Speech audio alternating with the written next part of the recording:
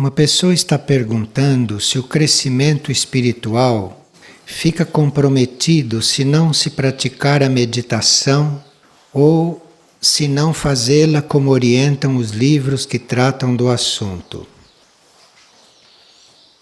Essa palavra meditação é muito ampla e sempre que nós estamos fazendo uma coisa com bastante entrega, muita concentração, e se estamos fazendo uma coisa com regularidade, para o bem, a serviço, nós podemos oferecer isto como meditação. Então, tudo aquilo que se faz de positivo se pode oferecer como meditação. Então, se trata de oferecer tudo que se faz, de ter tudo que se faz na conta de o mais bem feito possível e sempre oferecer, sempre doar isto. E então, se isto é contínuo, isto é considerado uma meditação. E uma pessoa há algum tempo está sentindo uma sensação de que o tempo está correndo mais rápido. Tudo na vida dela está mais acelerado. E o tempo também ela sente que é mais rápido. É que a pessoa está começando a sair de uma inércia mental. Isto é, ela está sendo retirada de uma inércia mental. E começa a entrar em um outro ritmo, que não é o tempo mental. O tempo mental é esse do relógio. Então, numa hora de relógio, nós fazemos várias coisas que cabem dentro daquela hora, várias coisas materiais. Mas se nós entramos num outro tempo, aquela hora vai render muito mais. Dentro da mesma hora do relógio, se faz muito mais coisas. Porque nós entramos num outro tempo, entramos num outro ritmo. Então as coisas se amoldam a este novo ritmo. E em geral nós começamos a perceber isto, esta aceleração, quando a alma ou quando o eu superior começa a entrar na nossa vida, começa a fluir na nossa vida. Porque o eu interno tem recursos, tem meios de acelerar tudo, não materialmente, mas acelerar a consciência ficar mais acelerada. Porque o eu interno não está nesse tempo do relógio. Ele está numa eternidade. É muito mais rápido isso. Então, quando ele começa a fluir na nossa vida, é como se o tempo material ampliasse e se coubesse muitas coisas mais dentro dele. Isto é uma experiência pela qual a gente passa. Uma pessoa diz que na véspera de vir à figueira, ela sonhou com um par de óculos muito grande que estava no chão. Então ela pegou os óculos e colocou na bolsa e veio para cá. E ela quer saber se este sonho tem algum significado. Este par de óculos que ela encontrou no chão e que ela pegou corresponde a uma ajuda que ela recebeu para compreender melhor as coisas que ela ia encontrar aqui. E para ela ver melhor aquilo que ela tinha que ver aqui. Como se lhe tivesse dado uma ajuda para ela ampliar a sua visão.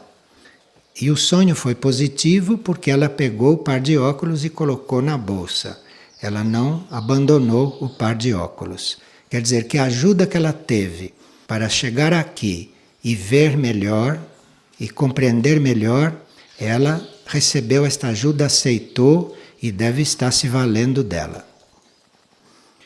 As pessoas que têm sonhos simbólicos como este deveriam prestar mais atenção aos sonhos, porque isto é um tipo de linguagem, um tipo de contato que a alma usa para falar conosco.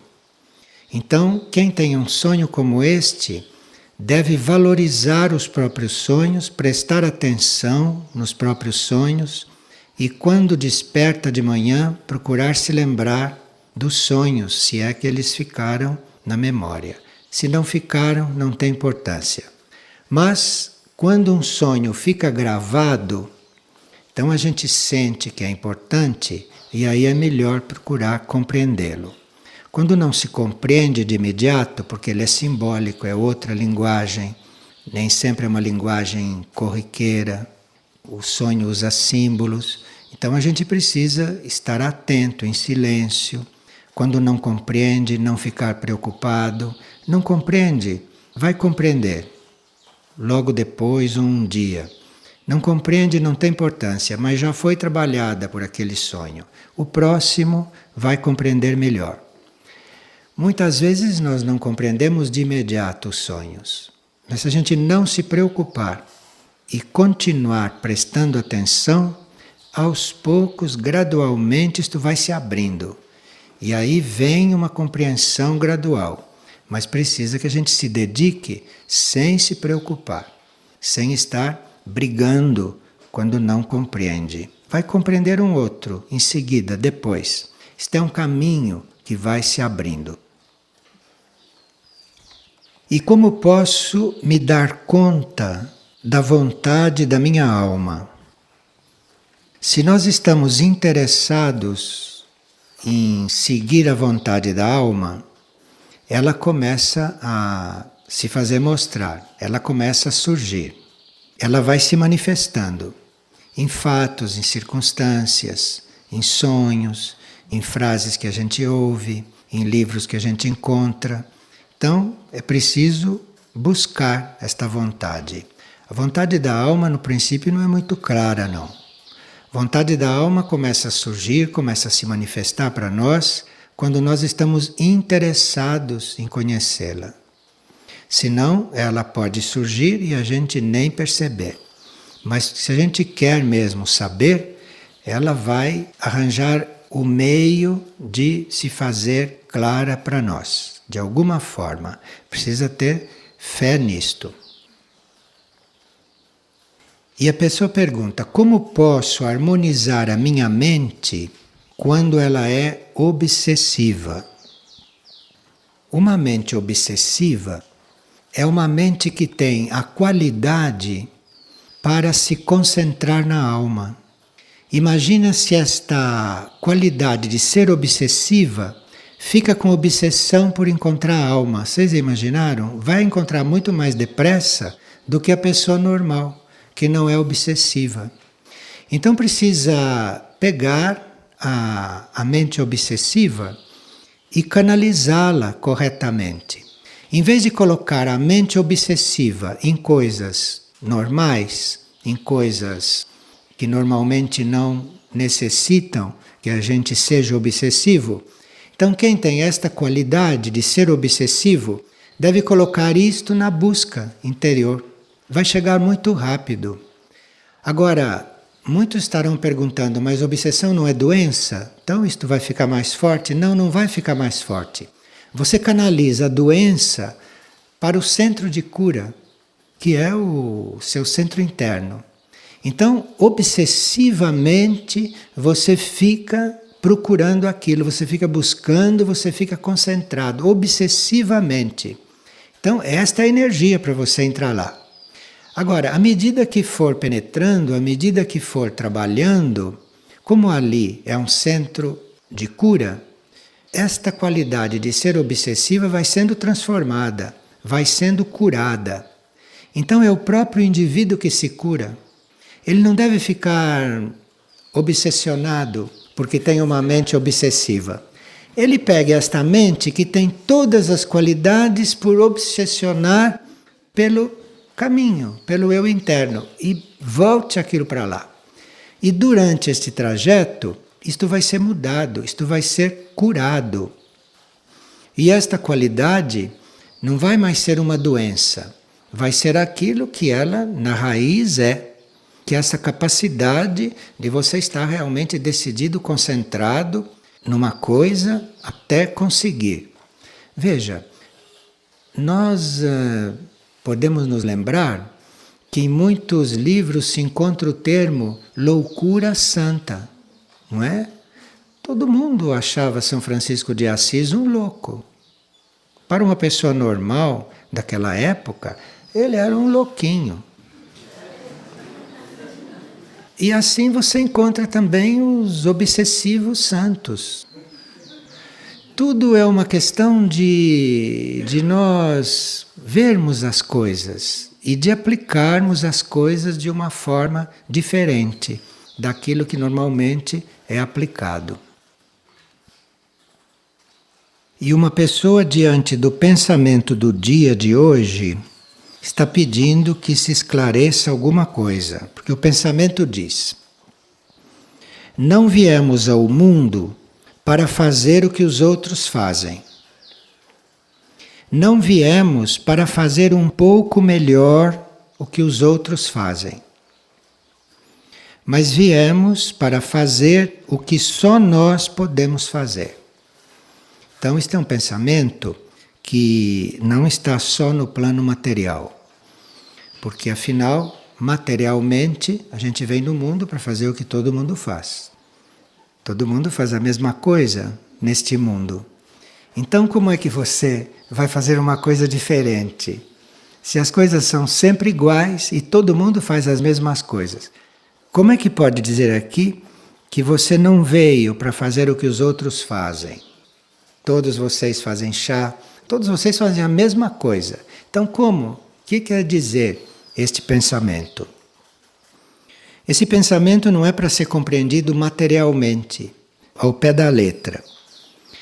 Ele quer se referir à energia da alma que flui nas nossas ações.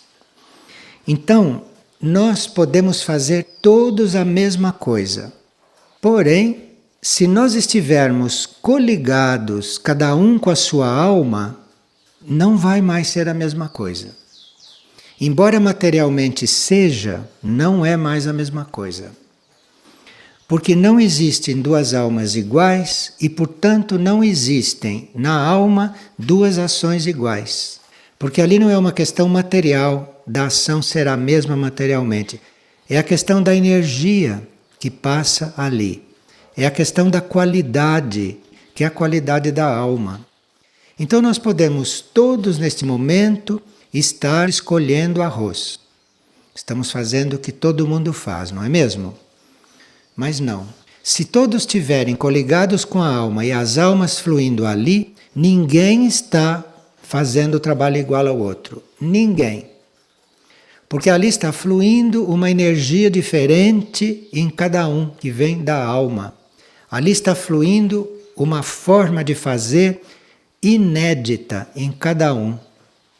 Cada um tem uma forma de fazer as coisas, mas isto quando vem da alma, e isto é diferente mesmo. Isto pode até mudar a qualidade do arroz. Alguém pode estar escolhendo arroz e não está acontecendo nada, ele está só escolhendo arroz. Outro pode estar fazendo o mesmo trabalho, mas pode estar ali suscitando no arroz várias coisas com seu toque, com a energia da sua alma, que está passando pelas suas mãos e tocando aquele arroz. Então você não está mais fazendo o que o outro faz. E aí não tem dois escolhendo arroz igual. Porque cada alma está fluindo ali diferente, num certo grau, fazendo uma coisa, então não existe mais nenhuma ação igual à dos outros. É isso que o pensamento está querendo dizer. Então os outros que estão citados aqui são aqueles que cumprem as suas ações mecanicamente, sem alma. Aí é tudo igual, ou tudo equivalente. Mas, se você está conectado com a alma, você não está fazendo como os outros. Aparentemente sim, mas a qualidade é outra, a energia é outra, o resultado é outro. Não é, portanto, a mesma ação. E uma pessoa diz que preparou um bilhete informando ao seu coordenador que ele não estava cumprindo direito as suas tarefas para com o grupo e que ele então estava muito em desespero por isso. Mas como a resposta demorou para vir, os coordenadores não responderam logo, então ele preparou uma lista das tarefas que ele achava que poderia cumprir. E quando ele terminou de fazer a lista, ele se deu conta que ele listou mais tarefas do que antes ele estava fazendo. E aí ele sentiu uma grande alegria. Bom, quem põe os pés no caminho deve se preparar para ter cada vez mais tarefas. Quem põe o pé no caminho quer dizer que está se oferecendo não só para fazer a própria parte, mas está se oferecendo para fazer a parte daqueles que não fazem, que são a maioria. Então, quando a gente entra no caminho, a gente pensa que vai ter uma tarefa, e tem mesmo, cada um tem a sua tarefa. Acontece que a gente logo vê qual é a própria tarefa, e depois a tarefa de quem não cumpre começa a ser dividida por aqueles que estão no caminho. Então a lista aumenta, a lista vai aumentando. Agora, isso é possível porque se nós estamos agindo em oferta ao eu interno, o tempo vai render mais, as forças vão se multiplicar, as circunstâncias vão se abrir, vão começar a acontecer coisas que normalmente não acontecem. Então nós que normalmente podemos cumprir uma ou duas ou três tarefas, se mudamos de atitude, de comportamento, se temos mais aceitação e criamos menos dificuldades, nós vamos perceber que não só nossa capacidade aumenta, como as tarefas vão aumentar muito também, e tudo vai acontecer em tempo e hora, tudo vai acontecer em tempo certo. Porque à medida que nós recebemos uma tarefa, que assumimos aquela tarefa e que nos desapegamos dela, e que vamos cumprindo aquela tarefa com bastante amor, e com bastante liberdade, com bastante soltura, bem, tranquilamente, começa a entrar ali uma energia interior. A nossa ação muda de ritmo, nós mudamos de energia, muda o tempo, muda o espaço, as coisas começam a se transformar. Então começa a dar tempo para coisas que antes não dava. Isto precisa experimentar, isto precisa começar a entrar. Agora, se o eu interno vai fluir nestas tarefas terrestres, claro que se ele vai fluir aqui, é óbvio que isto tem que se transformar num serviço. E o primeiro serviço que se vai prestar é começar a fazer as tarefas daqueles que não fazem, daqueles que não cumprem, porque são todas necessárias. O planeta precisa, o planeta necessita cumprir um plano. Então, se o eu interior começa a fluir na tarefa, é justamente para ampliar este campo de ação. Então quem põe o pé no caminho e começa a servir, não espere ter cada vez menos tarefas, mas o contrário. Só que esse ter cada vez mais tarefas não cansa, não deixa doente, não dificulta. Isto vai sendo resolvido, isto vai acontecendo à medida que nós vamos assumindo, à medida que as coisas vão acontecendo. Isto é um outro ritmo. É o ritmo do eu interno fluindo nas tarefas. É outro ritmo isto. Agora, aqui precisa fazer a ressalva que as tarefas não é só questão de quantidade. Há muitas tarefas a serem feitas porque a maioria da humanidade não as assume. Estou falando de tarefas evolutivas, dentro do plano evolutivo. Porque de outras tarefas eles assumem logo, tanto assim que não tem tempo para nada. Estou falando de tarefas no plano evolutivo. Então, isto, quando é distribuído, isto não é uma questão de quantidade, mas é uma questão de qualidade, principalmente.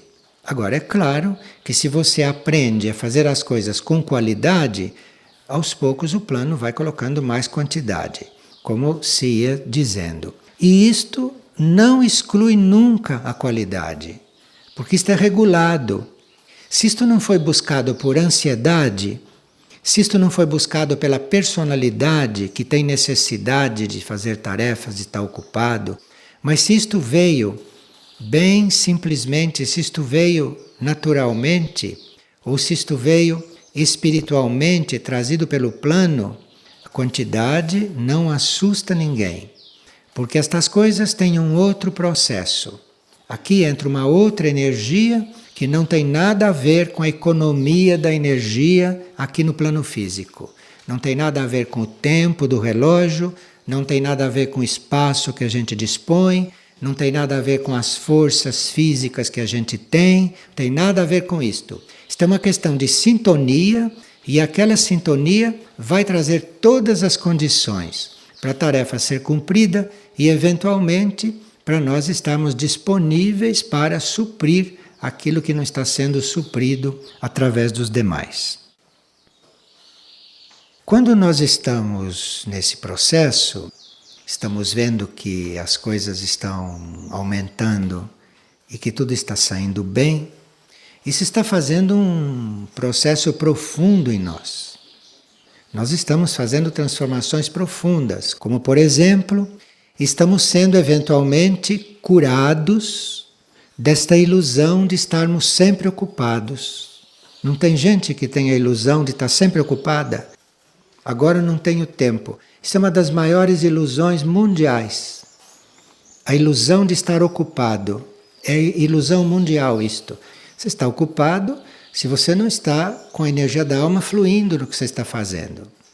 Então, não existe estar muito ocupado. Você está com aquilo que é justo para você. Ou que é mais um pouco, porque você está desenvolvendo outros ritmos.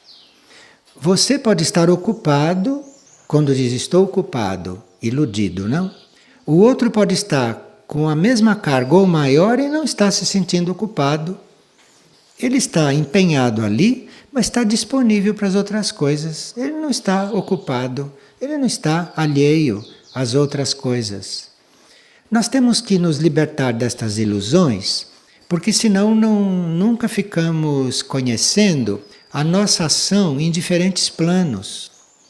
Então, nós podemos estar com o horário aqui preenchido. Isto não quer dizer que a gente esteja ocupado, porque ali pode entrar coisas que não estão naquele horário, que não estavam previstas naquele horário. Mas se nós estamos flexíveis, se a nossa energia pode fluir um pouco mais, se por aqueles minutos, aqueles segundos, aquelas horas a energia puder entrar, você vai fazer muito mais do que aquilo que foi programado. Mas isto é a energia que faz isto. É a maneira como isto é realizado. Então esta ilusão de estar ocupado é a ilusão de quem está preso aqui no esquema material das coisas. Como a ilusão de não ter tempo. A ilusão de não ter tempo para nada é outra ilusão, porque você pode estar ocupando um tempo material com uma coisa e num outro plano, num outro nível, num outro tempo, pode estar acontecendo outra. Uma coisa que está se desenvolvendo aqui dentro deste tempo pode estar tendo desdobramentos em outros tipos de tempo, dentro de você e dentro do outro. Então, não ter tempo, como não ter tempo? Eu posso não ter aqui mais que 1 hora para fazer esta partilha. Porque daqui a 1 hora pode ter outra coisa já marcada. Mas eu não sou escravo deste tempo. Nessa hora que eu disponho, pode acontecer coisas que normalmente aconteceriam em várias horas. O tempo não influi aqui. Então, dizer, eu não tenho tempo, eu só tenho 1 hora. Isto é uma ilusão. Porque nessa hora pode acontecer o que não acontece em 1 mês. Pode acontecer o que não acontece em 1 ano, em 1 hora. Então, nós teríamos que nos libertar desta ilusão. Ilusão de estar ocupado, ilusão de não ter tempo. Porque senão começamos a restringir um campo energético. Começamos a cercear o fluir da energia, porque é a energia que faz as coisas, não somos nós.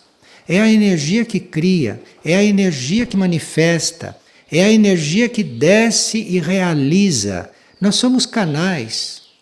Então, Se nós somos canais para canalizar uma energia durante 1 hora, uma certa quantidade, isso é uma limitação nossa, não da energia. Porque se nós não tivermos limitados, naquela hora desce muito mais energia. A energia vai trabalhar, vai criar muito mais naquela mesma hora. Não é uma questão material, do tempo material, é uma questão da energia que se passa, da energia que consegue penetrar e que consegue fluir. Então, esta ilusão de estar ocupado e de não ter tempo é realmente estar escravo do relógio, da mente, dos programas, dos ritmos alheios, porque os ritmos alheios podem ser diferentes. E uma pessoa pergunta: como será a próxima raça humana? E como será o planeta?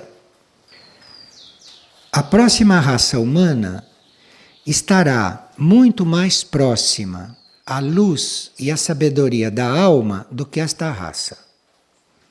E a próxima raça humana estará muito mais coligada com a mônada, com o espírito, do que esta raça. Isto faz uma diferença enorme na raça humana. Então, a próxima raça estará mais coligada com a alma do que esta, e mais coligada com a mônada do que esta. Portanto, a próxima raça terá mais luz, terá mais sabedoria, saberá lidar diferentemente com as coisas, muito diferente de como esta raça atual lida. Com o planeta acontece uma coisa análoga, semelhante. O planeta, como será? Ele estará muito mais próximo, ele estará muito mais receptivo à luz solar. A luz solar para o planeta representa para nós a luz da alma. Então, nós seremos mais evoluídos quando a luz da alma fluir sobre nós. O planeta será mais evoluído quando a luz solar, a luz interior solar, fluir mais sobre ele. Então, estamos passando por um processo análogo. E nós teremos mais luz quando a luz da mônada fluir sobre nós. Que a luz da mônada é mais forte do que a luz da alma. Então, esta humanidade será outra. E o planeta será outro quando aquilo que corresponde à luz espiritual do Sol estiver fluindo mais sobre ele. Então, para o planeta, a alma é o Sol. E para o planeta, a mônada é o centro do Sol, é o Sol espiritual. Então, quando isto fluir mais sobre o planeta, será um outro planeta. E para a humanidade, a alma e a mônada correspondem a esta luz maior. Então, aí será realmente outra humanidade. E por ter despertado nesta luz, e pela humanidade ter expandido esta luz em si, ela poderá estar mais afinada com a hierarquia. Então, em vez de fazer as coisas que ela faz e do jeito que ela faz, que a maioria destas coisas não estão em um plano evolutivo, a partir deste momento, quando esta humanidade estiver na luz da alma e na luz da mônada, tudo que ela fizer vai estar no plano evolutivo. Então, tudo aquilo que ela fizer vai aproximá-la da hierarquia espiritual. E aí então ela vai conseguir aquela capacidade de lidar corretamente com os reinos menos evoluídos e que dependem dela também para evoluir. Então nós só podemos lidar, por exemplo, corretamente com o reino animal, que tem uma dependência muito grande de nós, como impulso evolutivo. Nós só vamos lidar corretamente com este reino animal quando tivermos esta luz. Como vamos lidar melhor com os outros reinos, mais corretamente, quando tivermos esta luz. Bom, parece que isso está muito distante, mas não está. Porque existe um sistema de comunicações, que você já conhece, um sistema de espelhos, E este sistema de comunicações está cada vez mais ativo neste sentido.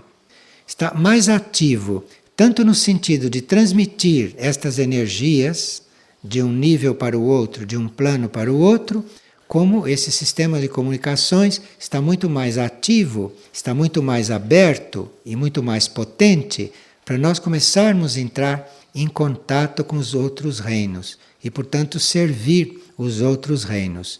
Isto muda completamente a nossa postura diante dos outros reinos. Então vai ser realmente uma nova humanidade e um novo mundo.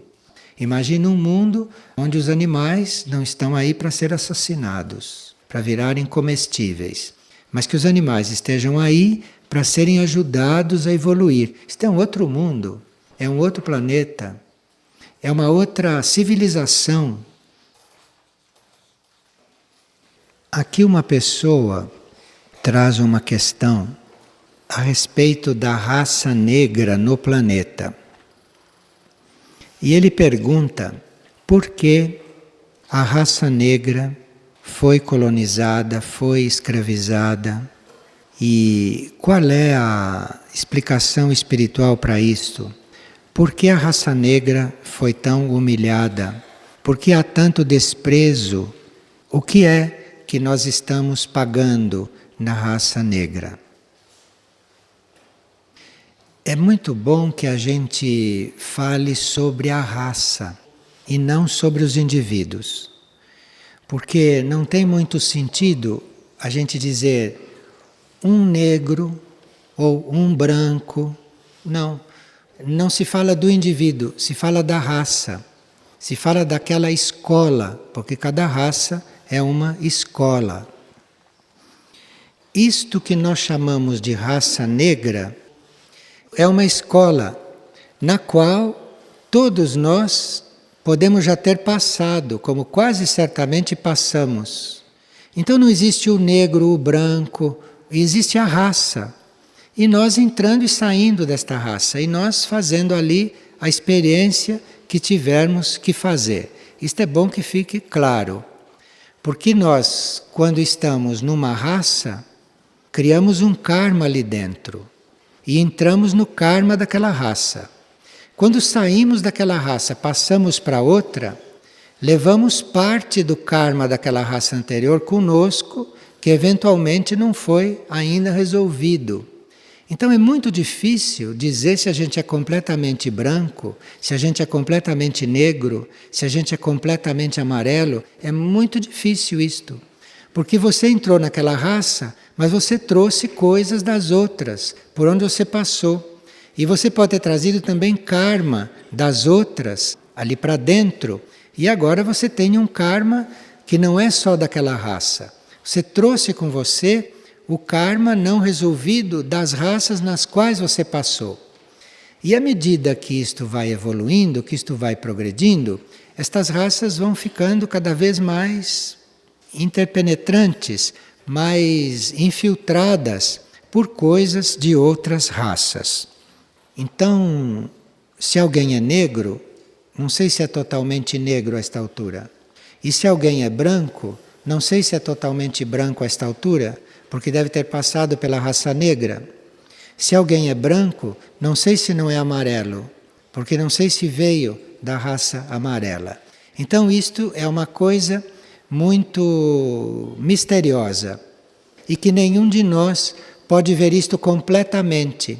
Porque se você ainda está com coisas a consumar, se você ainda está com coisas a resolver de uma raça anterior, onde você esteve e não resolveu tudo, você traz este modo de ser, este modo de agir, você traz esta forma de resolver as coisas para dentro da raça onde você está agora. De forma que esse racismo é uma coisa para quem não tem uma certa percepção de quanto nós somos complexos, de quanto nós somos formados de muitos detalhes diferentes e de muitas raças diferentes também. Agora, do ponto de vista kármico, a raça negra tem um ponto muito especial e um pouco diferente da branca, da amarela, das que vieram depois. Porque a raça negra, no plano físico, foi uma das primeiras que surgiu. A raça negra é talvez a mais antiga do planeta. Houve raças antes, mas não estão mais. A negra talvez seja a mais antiga. Então, esta que foi a mais antiga, e que é a mais antiga, é a que está mais próxima do karma do reino animal. Porque as mônadas vêm para o reino humano através do reino animal. Então as mônadas, nós todos, encarnamos no reino animal e depois é que passamos para o reino humano. A raça negra presente na Terra, que foi uma das primeiras e a primeira física que nós conhecemos, é a que está mais próxima fisicamente do karma animal. Não é que seja mais animal do que as outras, não estou falando isso, estou falando do karma. E o karma do reino animal é um karma de violência ainda. Os animais se devoram entre eles. Então, isto que vem do karma animal, isto que vem do reino animal, para dentro do reino humano, através de nós todos, mas especialmente da raça negra, que é a primeira, isto faz com que sobre ela retorne esta violência toda. Isto é, aquilo que aconteceu com as mônadas no reino animal e que criou karma, na primeira raça humana em que aquela mônada entra, ela traz parte daquele karma. Então parece que as outras raças estão colonizando a negra, prejudicando a negra. Parece que as outras raças estão escravizando a negra. Estão, de fato, mas isto é uma aparência. Porque as raças fazem isso entre si também de outras formas. Existem forças involutivas que escravizam a raça branca, literalmente, que mantêm a raça branca em um nível de escravidão tão grande quanto isso que mantém a raça negra nessa colonização, nessa escravidão que todo mundo via. A raça branca passa pela mesma coisa, súcuba de outras forças que a escravizam, que a colonizam. Isto existe em todas as raças. Isto não é privilégio de uma raça só. Isto existe em todas as raças de diferentes formas. Então você passa pela raça negra desenvolvendo várias coisas. As outras raças são instrumentos para que aquela raça seja colonizada, para que aquela raça seja escravizada, para que você passe por tudo isso. Numa outra raça, você vai passar por esta mesma coisa de outro jeito, de outra forma. É fácil dizer os escravos eram negros, os europeus chegavam e colonizavam a África. É fácil dizer isto. Não é tão simples você dizer a força tal escraviza o branco, compreende? Isto existe em todas as raças, de diferentes formas, diferentes maneiras. E em cada raça você aprende a se liberar disto. Cada raça dá aquela experiência e dá também a oportunidade para você se liberar disto.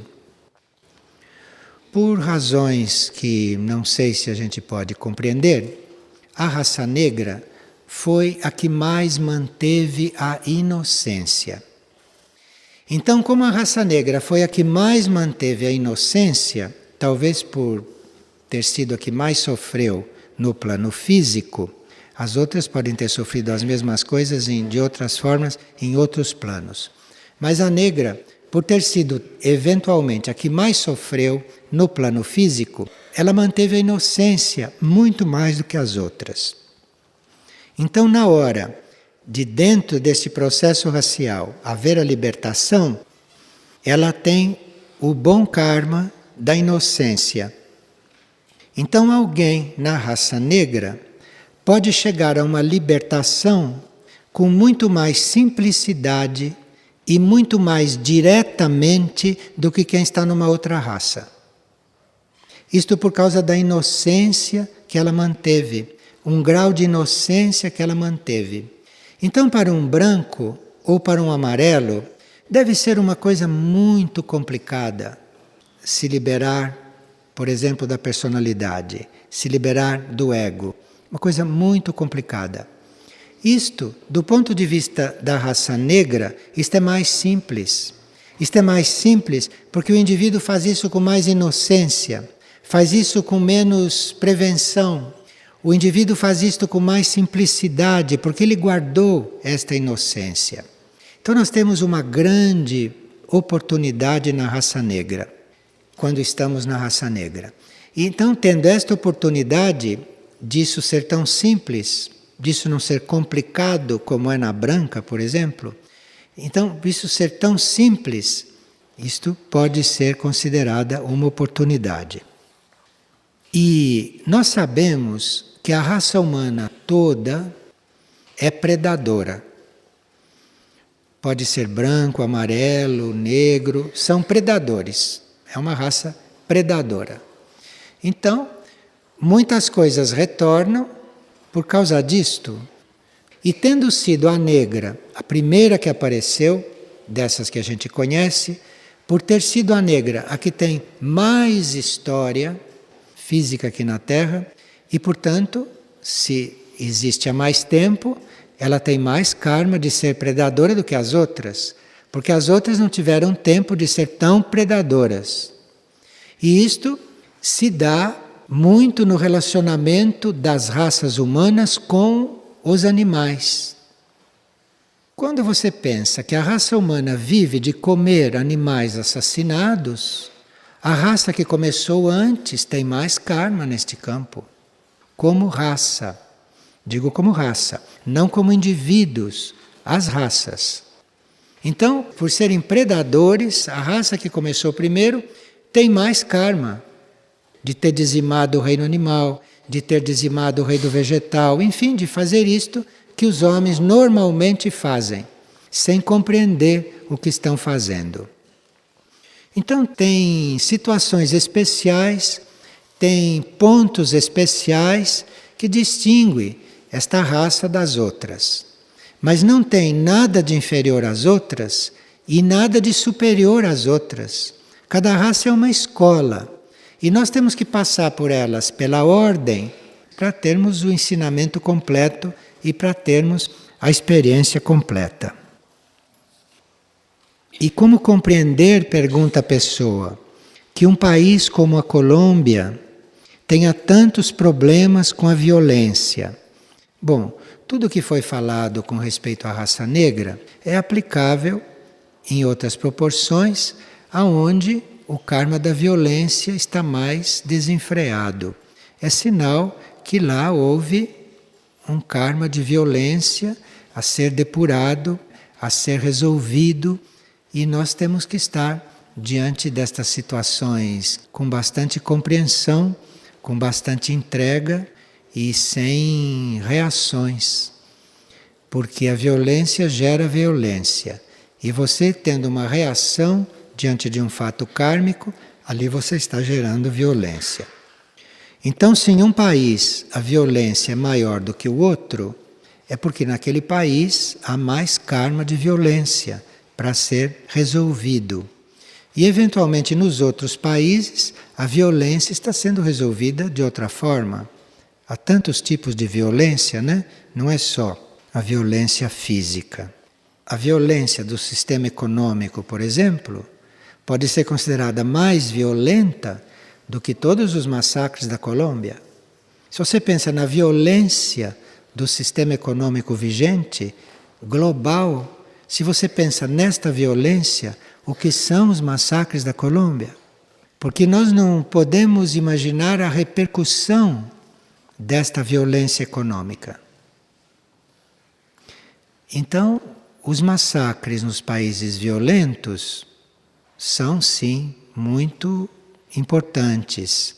Mas o mundo está sob uma violência que não tem comparação, que a gente não pode nem imaginar a repercussão disto. Então, nós teríamos que não estar sintonizando com estas coisas, nem com coisas políticas, nem com coisas econômicas, não está sintonizado com isto. Andar com isto que tiver que andar, mas ter a consciência num outro ponto, ter a consciência numa outra coisa. Como aquela história da fé. Você está lidando com tudo isso, mas a sua fé, a sua consciência, o seu ponto está em outra coisa. Não perder aquilo. Porque são coisas que só acontecem neste planeta. Não tem nenhum ponto do universo que tenha estas coisas que tem aqui. Então você está lidando com um planeta que está resolvendo estas coisas todas, tramitando no meio destas coisas todas. E nós encarnados aqui estamos também lidando com isto, mas temos que ter presente que, embora lidando com isso, temos que estar num outro ponto. Temos que estar realmente num outro nível.